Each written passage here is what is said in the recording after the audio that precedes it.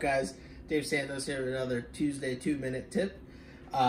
This time we're going to talk about chickens, and this is going to be kind of the foundation of a later on video, which we'll do in its completion or entirety.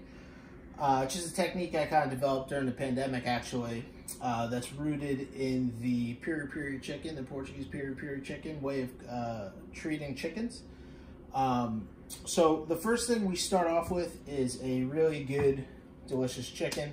I know a lot of people don't kind of think chicken, you know, as like something you need to focus on because it's like the everyday meat. But Joyce Farms does this really amazing chicken. Comes in a couple different sizes. This is a 3-pound.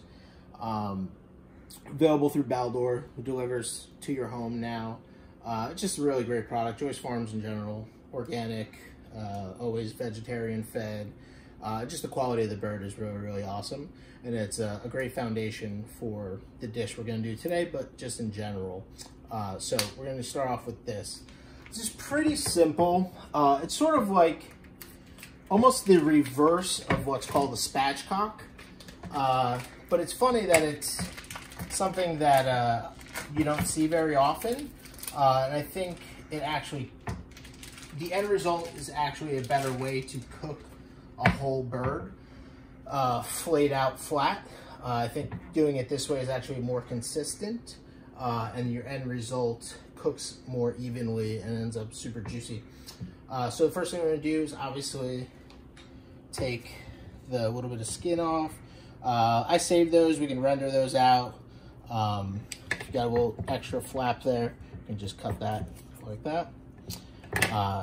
Sometimes these don't come with a neck. These are clean, so it's fine.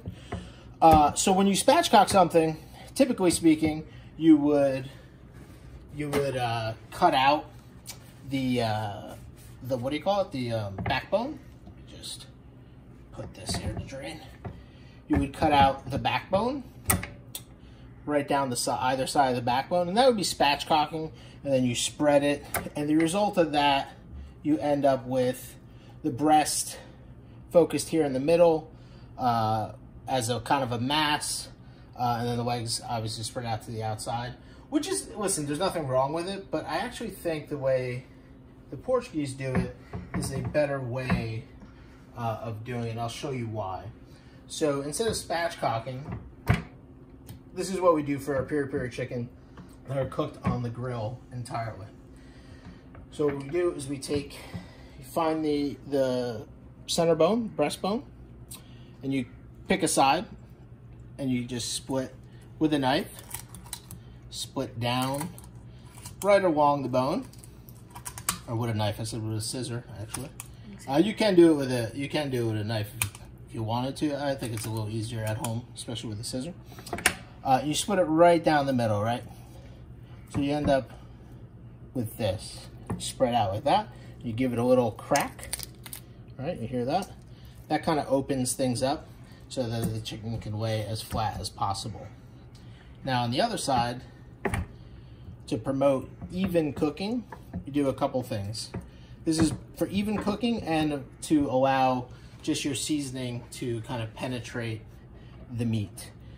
So the first thing we do is here, we give this just one little cut like that, just to expose that bone a little bit right there. Just a little bit. That's that knot, the bone right there, the connective. Same thing on the other side. Just one little cut there, just like that. And then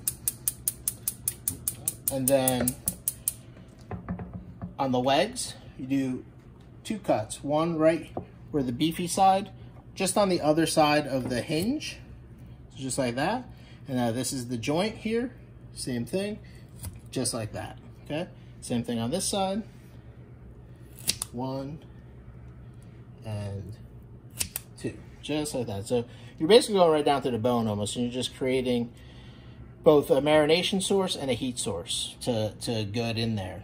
And then you make 1 cut. You don't want the breast to be super, super thick, so just underneath here, we give 1 cut right there, 1 cut right there. Okay, then you flip these back to create that platform for them to sit on, just like that. Okay, so what happens is you kind of create this flat surface. And when you're grilling in particular, you know, when the heat is hitting there, this kind of ends up being one flat, even piece. The thickness of the breast here equals the thigh, and then as the breast tapers down to a point, this actually protects, and it becomes one mass, one level mass, which actually helps cook things evenly. And that's why the end resulting of the piri piri chicken is usually really so juicy. So basically that's your foundation for the chicken. If you're grilling, this is the best way to do it. And then if you're doing the method that I'll show you on probably later on this week, you'll see this again, and you'll see why it works so well. Very simply, you can jazz it up any way you want. We've done, you know, miso, we've done a lot of different flavors. We're just gonna do this classic style. We're gonna finish it with piri later.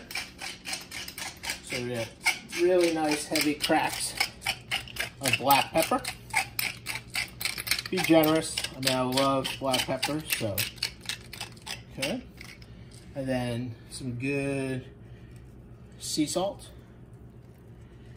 Again, you can be pretty generous here, okay? And then give it a little, get in there a little bit.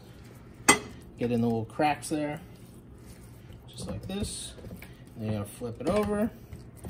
Rinse your hands so you're not touching everything chickeny. And then same thing.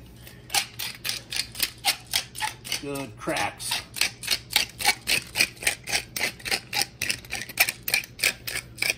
Of pepper. It's super generous. And then good amount of nice sea salt. I like sea salt, I like coarse for this, because I'm going to let this sit for at least, you know, usually I would do this in the morning or even until the next day. I would marinate that for 24 hours. But you want to sit at least, you know, 4 to 8 hours, so everything gets nice and seasoned. And that's it. That's our platform. This is our cooking base. If you see, super flat. It's going to cook super evenly. If you're grilling whole birds, you know, we still have some grilling time at the end of the year here. So this right here is unbeatable when it comes to cooking consistency and end result juiciness. And again, I'll show you later on this week. I'll show you, I'm going to record this later, and I'll show you how to do this on your stovetop at home. That's it, guys.